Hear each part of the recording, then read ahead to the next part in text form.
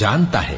نہ تو اندھے پر کچھ گناہ ہے اور نہ لنگڑے پر اور نہ بیمار پر اور نہ خود تم پر کہ اپنے گھروں سے کھانا کھاؤ، یا اپنے باپ دادا کے گھروں سے، یا اپنی ماؤں کے گھروں سے، یا بھائیوں کے گھروں سے، یا اپنی بہنوں کے گھروں سے، یا اپنے چچاؤں کے گھروں سے، یا اپنی پھوپھیوں کے گھروں سے، یا اپنے ماموؤں کے گھروں سے، یا اپنی خالاؤں کے گھروں سے، یا اس گھر سے جس کی کنجیاں تمہارے ہاتھ میں ہوں، یا اپنے دوستوں کے گھروں سے۔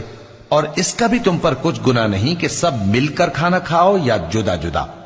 پھر جب گھروں میں جایا کرو تو اپنے گھر والوں کو سلام کیا کرو، یہ اللہ کی طرف سے مبارک اور پاکیزہ تحفہ ہے۔